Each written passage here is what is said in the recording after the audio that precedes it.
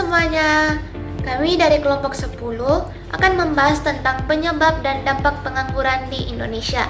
Tetapi sebelum kita masuk di topik pembahasan penyebab dan dampak pengangguran di Indonesia, kita harus mengetahui terlebih dahulu apa sih pengertian dari pengangguran itu sendiri. Pengangguran merupakan angkatan kerja yang tidak memiliki pekerjaan atau sedang mencari pekerjaan atau sedang mempersiapkan suatu usaha baru. Menurut data Badan Pusat Statistik Indonesia di bawah ini, tingkat pengangguran terbuka di Indonesia pada bulan Agustus tahun 2025 sebesar 4,85% atau turun 0,06% dibandingkan tingkat pengangguran pada bulan Agustus tahun 2024 yang berada pada angka 4,91%. Meskipun tingkat pengangguran pada tahun ini lebih rendah dibandingkan tingkat pengangguran pada tahun kemarin, tetap masih ada masyarakat di Indonesia yang masih menganggur. Maka dari itu, kita harus mengetahui apa sih yang menyebabkan terjadinya pengangguran di Indonesia. Dan topik ini akan dijelaskan oleh teman saya. Halo semuanya, perkenalkan nama saya Sachiko Taning. Sekarang saya akan menjelaskan penyebab terjadinya pengangguran. Yang pertama, adanya kemajuan teknologi.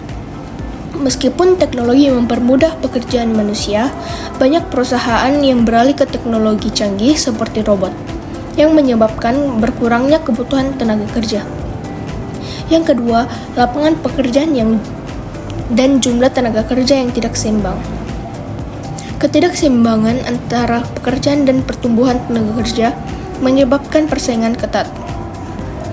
Ledakan jumlah penduduk juga berkontribusi karena kurangnya lapangan pekerjaan yang cukup. Yang ketiga, pendidikan dan keterampilan. Orang yang minim pendidikan cenderung sulit diterima sebagai tenaga kerja, khususnya untuk pekerjaan yang memerlukan keterampilan khusus. Yang keempat, pergantian musim. Pergantian musim juga menjadi faktor penyebab pengangguran.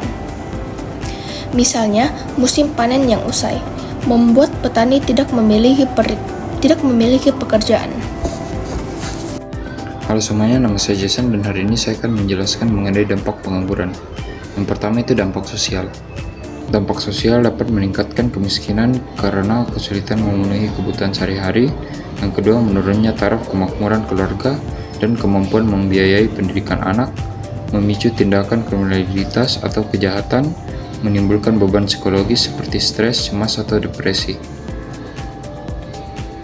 Yang selanjutnya adalah dampak ekonomi.